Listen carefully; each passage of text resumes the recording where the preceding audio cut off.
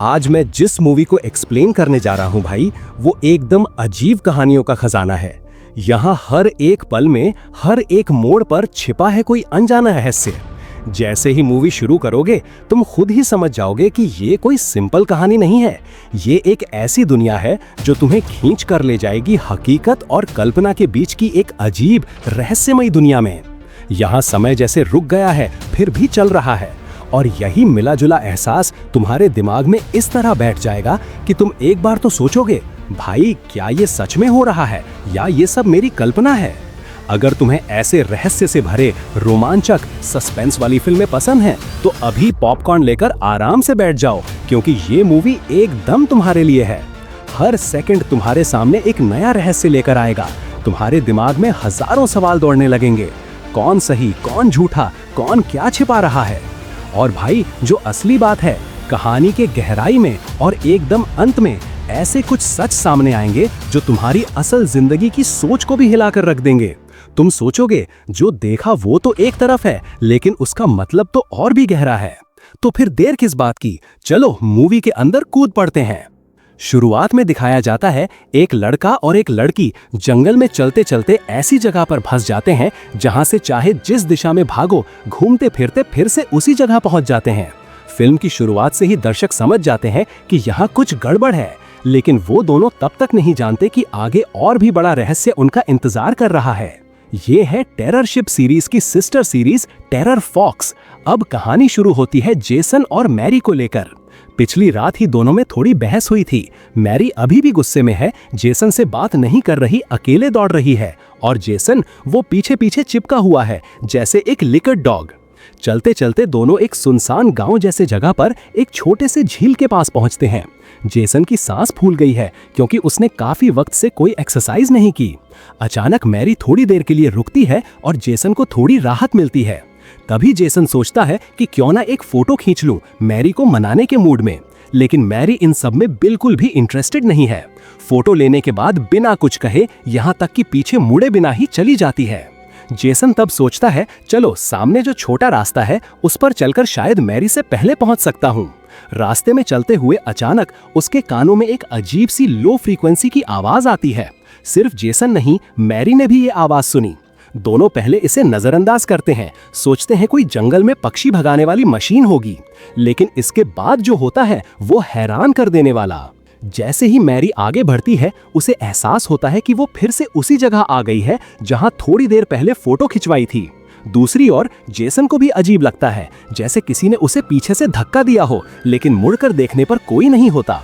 और जब वो थोड़ा और आगे बढ़ता है तो देखता है कि एक लोहे के बर्तन जैसा कुछ पड़ा है और उसके ऊपर झूल रहा है एक ईयरफोन, बिल्कुल वैसा ही जैसा मैरी का है। तभी मैरी न जाने कहां से आती है और जेसन को एक चेतावनी बोर्ड के पास ले जाती है। फिर जो कुछ हुआ वो सब बताती है। जेसन पहले थोड़ा कंफ्यूज होता है, सोचता है शायद ऐसे दो बोर्ड हों, इसलिए वो कंफर्म करना चाहता है। मैरी तब डिसाइड करती है कि वो फिर से दौड़ेगी। इस बार वो ध्यान रखेगी कि रास्ता सीधा है या नहीं। लेकिन आखिर में फिर से वही जगह मिलती है। तब जेसन को लगने लगता है कि कुछ तो गड़बड़ है। वो मैरी से कहता है, चलो अब हम दोनों अलग अलग रास्ते पर चलते हैं। जो पहले रास्ता खोज ले वो जोर से चिल्ला कर बताएगा।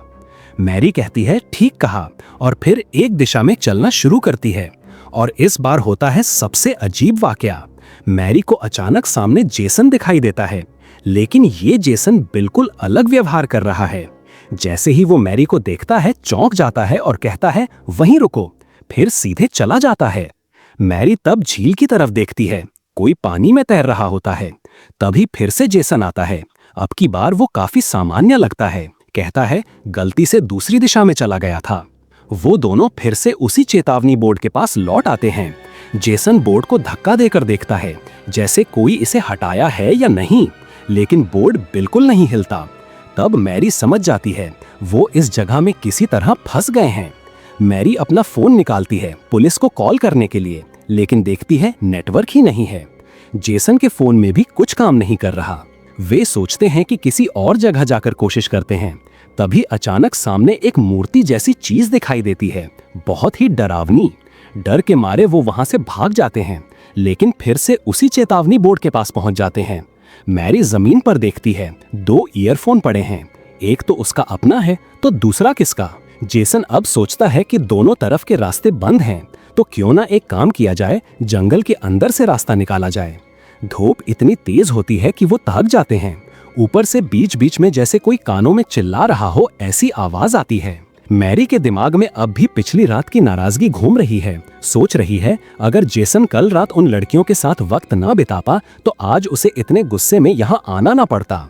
दूसरी ओर जेसन पूरी तरह थका हुआ और हताश है। जीवन की एक रास्ता ने उसे अंदर से तोड़ दिया है। अब दोनों बिना ज्यादा बात किए सिर्फ बाहर निकलने का रास्ता खोजने लगते हैं। एक छोटा पहाड़ी रास्ता पार कर फिर से उसी झील के पास पहुंच जाते हैं, मतलब फिर से वही जगह। मैरी फिर से जंगल के अंदर रास्ता ढूंढने की कोशिश करती है, लेकिन कुछ भी नहीं बदलता। इतनी कोशिशों के बावजूद, इतना घूमने के बाद भी कोई रास्ता नहीं मिला। तब उन्होंने तय किया, चलो यहीं बैठते हैं, यहीं लेट जाते हैं। ठीक उसी वक्त दूर से अचानक एक चीख सुनाई दी। कोई जैसे कह रहा था, जल्दी भागो। जेसन तुरंत उठ बैठा। मैरी ने भी ध्यान से सुना। बात कुछ अजीब लगी, इसलिए बिना देर किए वे आवाज की दिशा में चल पड़े, ये देखने कि वो कहां से आ रही है। अचानक उनकी मुलाकात उस पुराने डरावने लड़के से हुई, लेकिन इस बार वे भागे नहीं भाई। हिम्मत करके उसके पास जाकर पूछा, इस जगह से बाहर निकलने का रास्ता क्या है, कैसे निकलें? लेकिन वो लड़का एकदम चुप रहा, कोई जवाब नहीं दिया। जेसन ने जमीन से एक पत्थर उठाकर उसकी ओर फेंका, लेकिन कोई प्रतिक्रिया नहीं। मैरी ने थोड़ा साहस करके उंगली से उसे छुआ, फिर भी कोई हरकत नहीं। डर धीरे धीरे बढ़ता जा रहा था। उनके मन में बस एक ही सवाल था, क्या ये सच में इंसान है या कुछ और? ठीक उसी पल पीछे से एक परछाई आकर उन पर झपट पड़ी और तभी लड़का मुड़कर उनकी ओर देखने लगा, और जो उन्होंने देखा वो चौंकाने वाला था। उसका चेहरा बिल्कुल जेसन जैसा था। एक पल में वो चीख मारकर जंगल में गायब हो गया। मैरी और जेसन स्तब्ध थे, कुछ भी कहने को शब्द नहीं थे। और तभी मैरी के पीछे से एक और जेसन प्रकट हुआ। इस बार बिना कुछ कहे उसने एक पेड़ की टहनी से मैरी के सिर पर वार किया। मैरी जमीन पर गिर पड़ी। जेसन डर से पीछे हट गया। वो डर के मारे उल्टी दिशा में भागने लगा। भागते भागते वो फिर उसी चेतावनी बोर्ड के पास आ पहुंचा। उसे लगा कि वो हार गया, लेकिन नहीं, वो अब भी लड़ रहा था। इस बार उसने एक नए रास्ते से बाहर निकलने की कोशिश की। तभी सामने से एक जिंदा मैरी आ गई। जेसन का सिर घूमने लगा, ये सब क्या हो रहा है? जेसन ने कहा, तुम वहीं रुकी थी, मैं तो बस पेशाब करने गया था। दोनों फिर से चलने लगे, हर कोई अपने अपने विचारों में डूबा। चलते चलते वे फिर उसी बोर्ड के पास आ पहुंचे। इस बार मैरी ने जमीन पर बहुत सारे ईयरफोन देखे और रुक गई। उसका अपना तो जेब में ही था, तो फिर ये किसके हैं? जेसन के दिमाग में सबसे पहले जो बात आई, जो मैरी मेरे साथ चल रही है, क्या वो असली मैरी है? वे दोनों मैरी की मौत की जगह की ओर बढ़े। वहां जमीन पर कुछ साफ निशान थे, जैसे किसी को घसीटा गया हो। जेसन थोड़ी देर चुप रहा, फिर अपने आप से कहा, चलो पहले तुझे यहां से बाहर निकालते हैं, फिर जो होगा देखा जाएगा। जैसे ही उसने ये सोचा, तभी पीछे से एक जोरदार मुक्का उसकी गर्दन पर पड़ा। वो लड़खड़ाकर गिर गया। देखा गया कि हमला करने वाला एक और जेसन था। उसने तुरंत जेसन की जैकेट उतार ली। बेचारा जेसन डर से कांपने लगा। उसे समझ में आ गया, ये लोग अब उसे शिकार बनाने वाले हैं। और तभी हमें समझ में आया, ये समूह बहुत दिनों से यहाँ फंसा हुआ है। रात की ठंड ने इनका इंसानियत तक खा लिया है, और अगर ठंड इतनी ना होती तो शायद मैरी भी ये हत्याएं नहीं करती। मरे हुए जेसन की जैकेट और मैरी के हेडफोन पहनकर वे नदी के किनारे गए बूट साफ करने। तभी बगल से कदमों की आहट आई।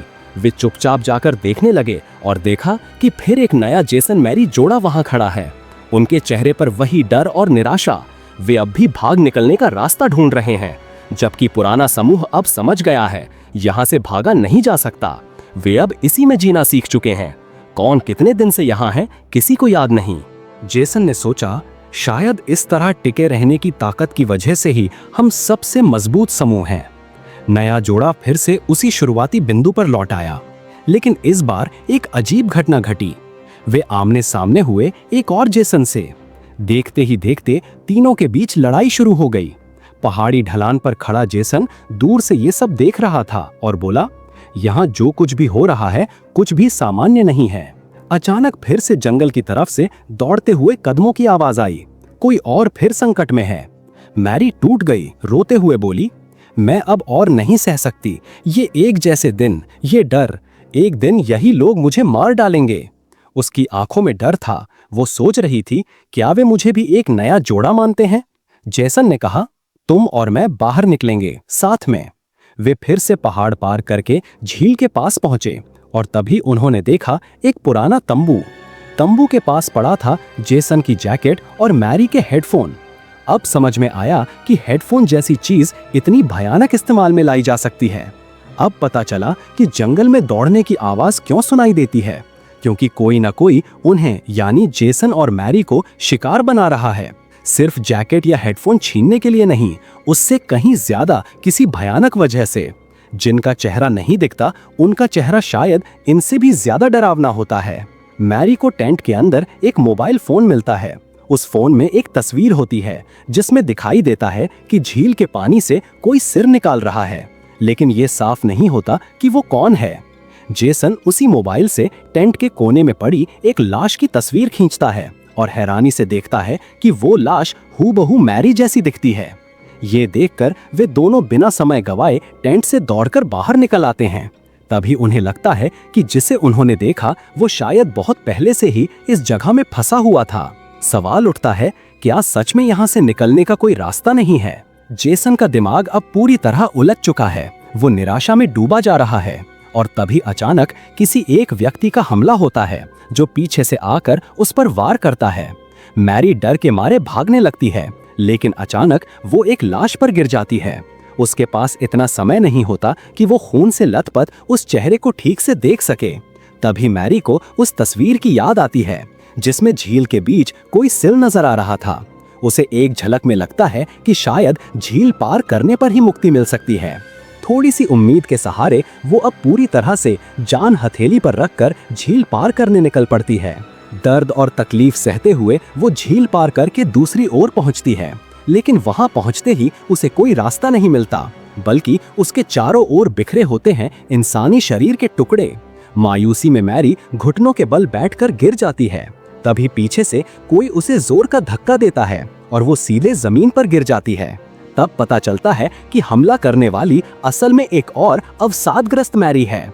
ये नई मैरी उस मृत मैरी को घसीटकर झील के किनारे ले जाती है। वहां बैठा होता है जेसन, लेकिन ये कोई और है, एकदम अलग। जैकेट पहना हुआ किसी धार्मिक व्यक्ति की तरह दिखने वाला जेसन जो मांस का एक टुकड़ा काट रहा होता है। उसी समय असली रहस्य खुलता है। यही थे वे पहले प्रेमी जोड़े जो इस लूप में सबसे पहले फंसे थे, और अब वे ही अपने जैसे नए आने वाले जोड़ों को मार रहे हैं ताकि खुद जिंदा रह सकें।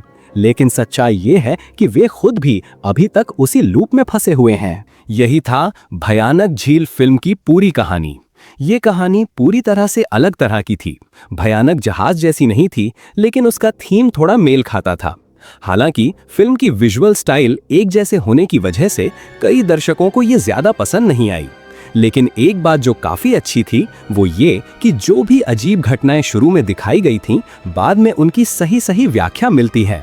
जैसे जब मैरी अलग हो गई थी तब उसने जेसन के चेहरे पर कुछ अजीब देखा था। बाद में वही चीज दर्शकों को जेसन की नजरों से दिखाया गया। कहानी में कई छोटे छोटे क्लू थी, जैसे हेडफोन, जमीन पर खींची हुई लकीरें, मोबाइल में देखी गई तस्वीर। हर चीज का कोई ना कोई मतलब था। और सबसे जबरदस्त बात यह थी कि फिल्म का एक गहरा मैसेज था। लेखक जैसे कहना चाहते थे, एक टूटा हुआ एक रस रिश्ता भी एक लूप की तरह होता है जो एक जैसी तकलीफ और निराशा को बार बार दोहराता है जब तक कि सब कुछ पूरी तरह से खत्म न हो जाए। इस लूप से बाहर निकलने के लिए या तो साथी के बदलाव को अपनाना पड़ता है या फिर खुद को खत्म करके एक नई शुरुआत करनी होती है, वरना वही सब फिर से दोहराया जाता है। अगर थोड़ा ध्यान से देखा जाए तो ये असल में एक रहस्यमयी खूनी प्रेम कहानी है। आज के लिए बस इतना ही। अगर तुम में से किसी ने इस कहानी को लेकर कुछ अलग महसूस किया हो या कोई नई बात सोची हो तो कमेंट में जरूर बताओ। अगले एपिसोड में फिर मुलाकात होगी।